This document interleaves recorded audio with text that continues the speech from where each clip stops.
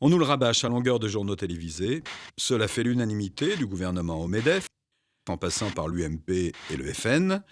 La France et ses entreprises ont un problème de compétitivité parce que le travail coûterait trop cher.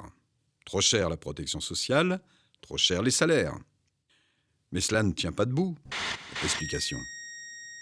On nous dit que les entreprises sont écrasées par les charges, c'est-à-dire les cotisations qu'elles versent à la Sécu, pour financer les retraites ou la santé par exemple.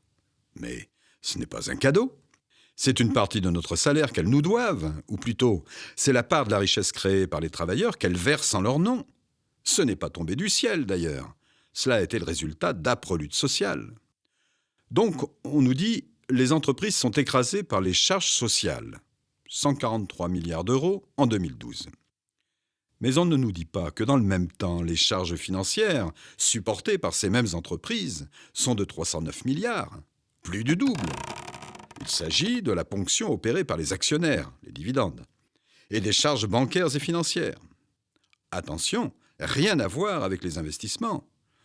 Dans tous les cas, il s'agit de nourrir l'appétit féroce des actionnaires et la rapacité des marchés financiers.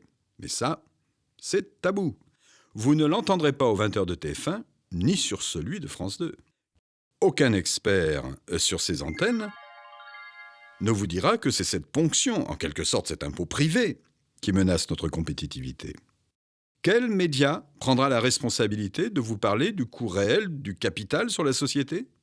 Sur les salaires, par exemple ? Car pour s'assurer des rendements toujours plus importants, de l'ordre de 10, 15, voire 20%, alors même que l'économie stagne, le capital s'en prend d'abord au salaire.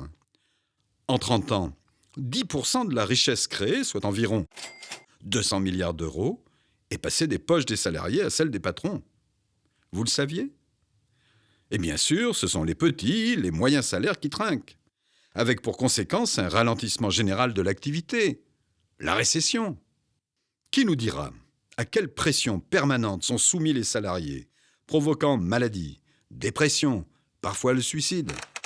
En France, on compte près de 700 000 accidents du travail chaque année, avec parfois de terribles séquelles pour les salariés. 700 en mourront cette année encore. Qui en parle ? Qui nous dira le coût de cette insatiable voracité ? Celle de ces entreprises qui réalisent des bénéfices géants mais licencient pour garantir les profits. Sanofi, Continental ou encore PSA. Des milliers d'emplois rayés de la carte, des milliers de familles précarisées, souvent des territoires sinistrés. Qui doit réparer ces dégâts ? Qui dénoncera aussi cette avidité qui verra cette année encore 60 milliards s'évader vers les paradis fiscaux ? Qui expliquera comment ils pillent sans vergogne toutes les ressources naturelles disponibles, sans souci du lendemain ? Comment ils fabriquent aux quatre coins du monde les pièces d'un produit qui sera assemblé dans un 5e, conditionné dans un 6e, consommé dans un 7e, produit qui finira sa vie comme déchet, enfoui Dieu sait où. Absurde déménagement permanent du monde, dont le coût environnemental et humain est incalculable. Alors, arrêtons les faux débats. Ce qui crée la richesse, c'est le travail, pas le capital. C'est la coopération, pas la compétition. Pour les communistes et le Front de gauche, il y a urgence pour une campagne de vérité sur ce que nous coûte d'entretenir une bourgeoisie toujours plus avide. À quand un grand débat pluraliste, à la télévision, pour ouvrir les livres de comptes et dénoncer les mensonges ? Ensemble, libérons la France des riches et de la finance, car notre seul dessein, c'est l'humain d'abord.